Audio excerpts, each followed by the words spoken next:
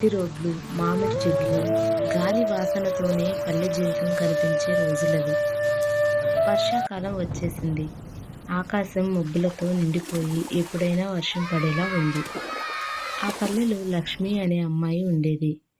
చిన్న ఇంటి ఆవరణలో తాటి ఆకులతో కప్పిన మేడ, ముందుగా చిన్న తోట, వెనుక పశువుల కొట్టం. అదే ఆమె ప్రపంచం. పెళ్లి అయ్యాక తన భర్త రాముతో అక్కడే ఉండేది. రాము చాలా సాధారణంగా కనిపించేవాడు. పల్లెటూరి వ్యక్తిలా లుంగీ, షర్ట్ వేసుకొని తిరిగేవాడు. కానీ అతని ప్రవర్తన మాత్రం కొంచెం గట్టిగానే ఉండేది. లక్ష్మిని ఎక్కువగా మాట్లాడనివ్వడు.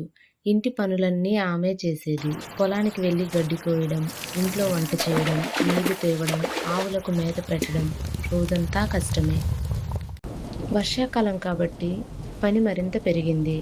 ఉదయం మట్టి దారిలో జారిపడకుండా జాగ్రత్తగా బావి దగ్గరికి వెళ్లి నీళ్లు తేవాలి. వాన పడితే ఇంట్లో ఎక్కడైనా చినుకులు పడతాయి. వాటిని అడ్డుకోవాలి. కానీ లక్ష్మి ఎప్పుడూ ఓపికగా ఉండేది. ఇంటి పనులే నా ప్రపంచం. మ్మ్. కానీ ఇది నా ఇల్లు కదా. అనుకుంటూ తన పని చేసేది. ఒకరోజు భారీ వర్షం పడుతోంది. గాలి గట్టిగా వీస్తోంది. ఆ సాయంత్రం రాము వచ్చి, కొన్ని రోజులు బయటికి వెళ్తున్నా. ఎక్కడికి? అది అవసరం లేదు తెలుసుకోవడం. రోజులు గడిచాయి. వానలు ఆగలేదు. ఒకరోజు పక్కింటి వాళ్ళు కొత్తగా కొన్న టీవీ పెట్టి వార్తలు చూస్తున్నారు.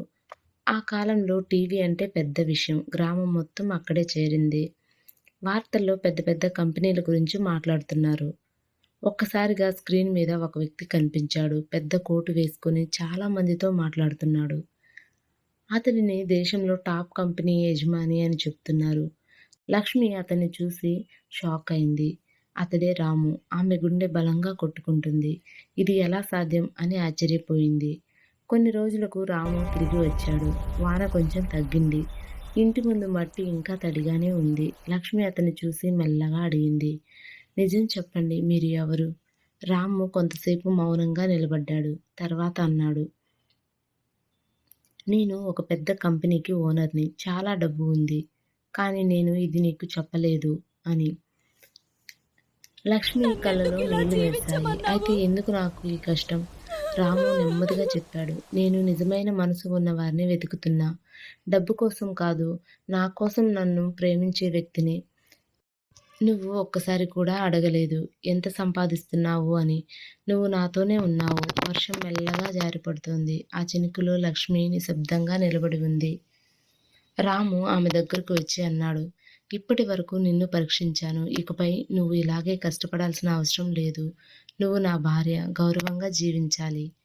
ఆ రోజు నుంచి వారి జీవితం మారిపోయింది. కానీ లక్ష్మి మాత్రం అదే పల్లె మనసుతో, అదే సాదాసీదా జీవనంతో ఉండింది. వానలు మళ్ళీ